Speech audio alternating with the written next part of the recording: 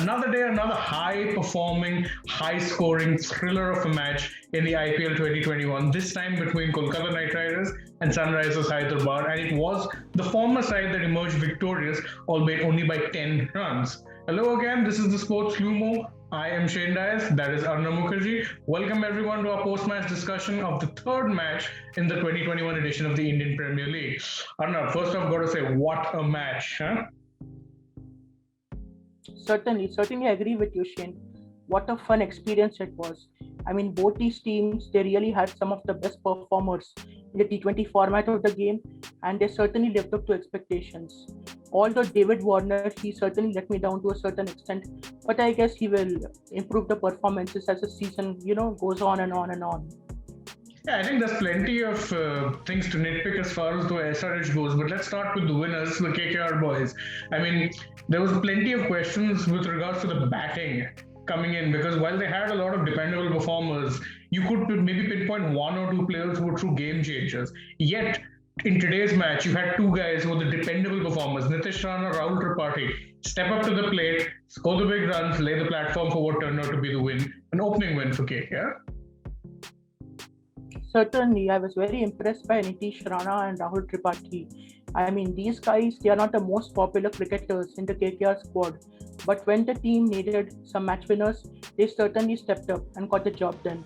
I would have loved to see Nitish Rana go on and get a century. He would have become the second KKR player to score a century in the IPL after coach Brendan McCullum.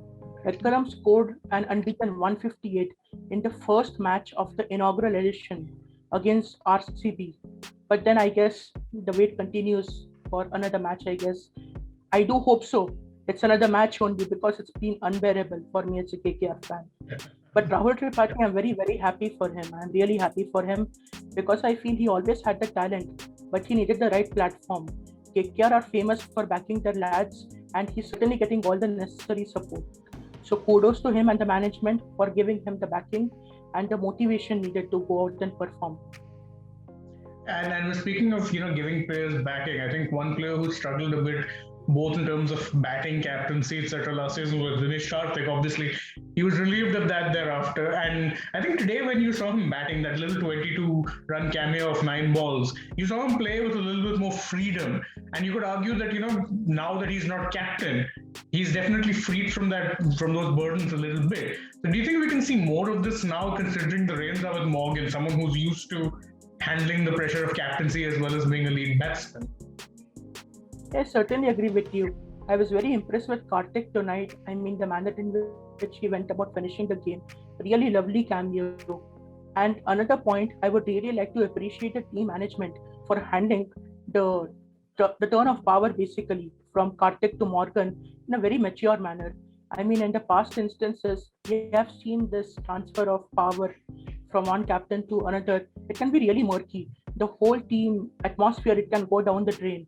So they handled it in a very proper manner, and Karthik, kudos to him as well for adopting a very mature outlook. He's a complete team man and he understood what was necessary for the franchise to get success. He certainly looks way more comfortable out there. I mean, today when I saw him batting, he looked so happy and cheerful with regard to his shots, and he really looked like he was enjoying his game. So I would really say it's the start to something incredible for Dinesh Karthik. Yeah, and speaking of looking comfortable, I think one person who did not look comfortable out there today was Andre Russell. I mean, Russell Muscle, J. Russ, whatever you want to call him, is someone who's known to change games just like that. Yet today he showed much of the same form that he showed in 2020, which is, to say not at all. There was not much there to see. Now, the thing is that with Russell, obviously there's an expectation that he'll come out and go slap bang from ball one. But do you think a change of approach could work for him? Because, you look at someone like Chris Gayle. He was someone well known for going slapdash from ball one. But over the years, he's adopted a more measured approach where he'll take his time, set himself in, and then once he is able to see the ball properly, goes hell for leather. Do you think Russell needs to adopt a similar this thing, or does he just need to get over this mental block and start hitting himself again, backing himself rather? I believe Andre Russell is facing the same issue which Virat Kohli and Sachin Tendulkar have faced. That is the weight of expectations on the back of incredible performances. I mean, Russell's previous campaigns with KKR, they have been so incredible and he stepped out. I mean, a one-man army. Gautam Gambhir went on record to call KKR a team which basically got the results only because of Andre Russell. So that's an indication of the impact he's left in the format and for the franchise. So there is also a certain amount of pressure on him to go out and start delivering from the first ball. I would certainly encourage him to take a few balls because it's evident that a lot of cricketers out there, they have not played much of competitive cricket recently. So a bit of rustiness is certainly expected in the gameplay. So Russell should face a few balls, he should get into rhythm, and then he should try and smack the balls. There is no hurry. Like Harsha Place said after a super over between RCB and Sunrisers Hyderabad, there is always more time than we expect in a game of T20 cricket.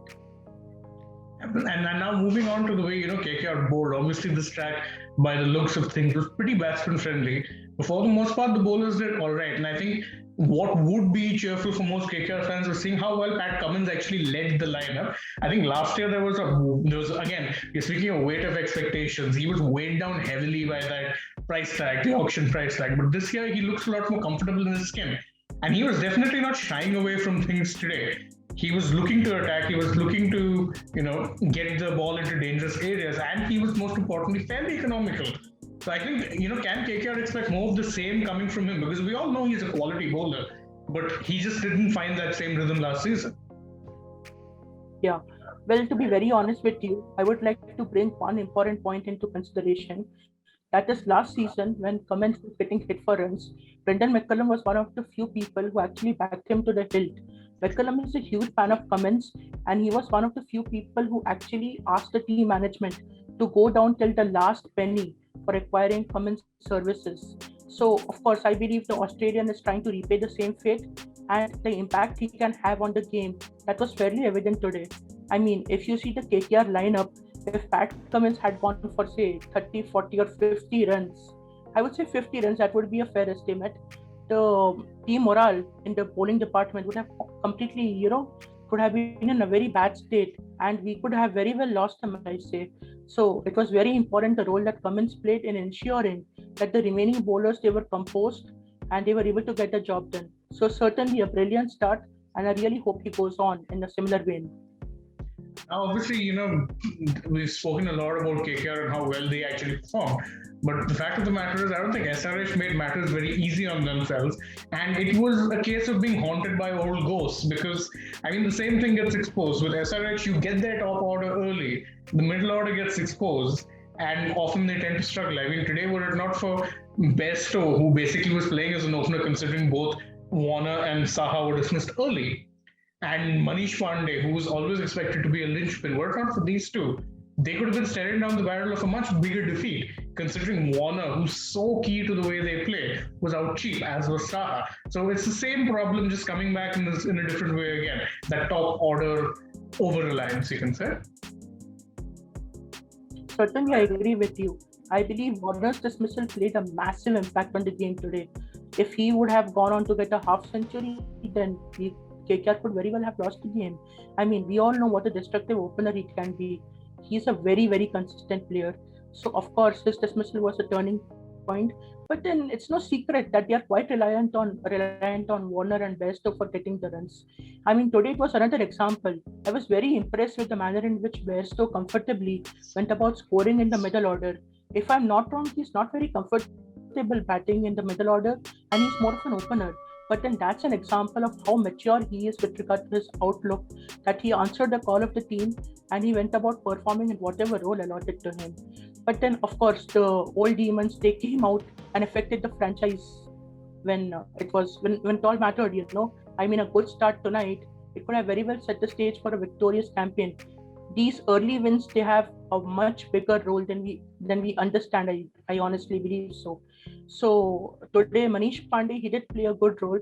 But then, the thing is, the same old reliance on Warner and Bairstow, this is something which needs to be sorted out as soon as possible. Because in the previous edition as well, this cost them very crucial games. So if they're not able to find a possible solution to this, then they may very well, fail to even make it to the playoffs. And that will be really sad news for the SRH fans out there. And, obviously, as we say, this middle order weakness, you can say, is not something that's new to this franchise. Yet, it's also worth noting that, the way team compositions work, they have someone like Kane Williamson sitting on the bench.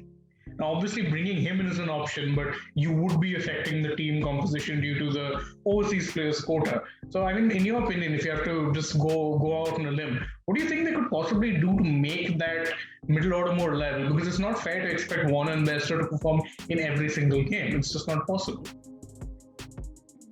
Well, to be very honest with you, if you see the SRH team squad and the overall of the team, then Kane Williamson, he'll find it very difficult to make it to the 4 foreigners cut, because despite being a very quality batsman, there are reliable campaigners out there and players who go out and make a difference. I mean, Mohammad Nabi himself, he was very effective with the ball today. That's an example of how capable he is in all departments. So I believe the SRH team management has got a very tough job now. They need to find a way for Williamson, because if anybody has been taking a look at social media platform Twitter today, the fans have been going crazy about Williamson getting benched and dropped, basically. So, of course, everybody would love to see Williamson back, and that would certainly add, much more solidity to the middle order. They will have a much more composed look, because we know Williamson, he can be really dangerous on his day. So, I guess it's a very difficult position that the SRH team management finds itself in. Absolutely. And of course, we were also talking about, they didn't really have Kedar Jadhav there. I mean, he would be an option if you have to go down that route of, someone solid. But again, as you said, who do you drop from the overseas players? I mean, Warner Bairstow set in stone, Rashid set in stone. Now, very useful opener, very useful option, sorry. How they do it, I don't know, but it's something I guess they'll need to address. Well, of course, that's not the only thing that they probably need to address. I mean, normally, and if you look back even in 2016 when SRH won the title, their entire campaign was built on very strong bowling. Yet today, that's what actually outdid them. In fact, probably the most guilty in that regard would have been Bhuvneshwar, who normally is such a reliable operator for them, and today was fairly expensive. In fact, I would argue that besides maybe Rashid and Nabi to an extent, no one really performed very well with the ball in hand. Now, obviously, that's something SRH would need to address going forward, because if their biggest strength is now their weakness, then that would be an issue for them. Yes, certainly it's an area of concern, but I wouldn't worry too much about it considering it's the first game. I mean, Bhuvneshwar Kumar and Natarajan, they have just come back after recovering from injuries. Maybe a bit of rustiness is still present out there, but I guess it will all change when they start getting into the competitive scheme of things. Yeah, and that's the thing. I mean, the nature of the beast is such that obviously with games flowing every day, it's hard enough for us to focus. I can't imagine how it would be for players. So that being said, obviously, KKR have won. They've made a winning start to the campaign. SRH not quite what they wanted, but obviously, as they say, the show must go on, and the show is going to go on for us, and it's going to go on for fans, because tomorrow we have another very interesting encounter awaiting us: Punjab Kings versus Rajasthan Royals. Guys, thank you very much for joining us in this rather late night discussion. We hope to see you back tomorrow when we are previewing, reviewing, analyzing, and everything in between the game tomorrow, as well as other games coming in the future. I'm Shane Dias. This has been Arnab Mukherjee. Like, share, subscribe to us, all of that good stuff. And don't forget, that if you want the best of sports, look no further than Sports Lumo.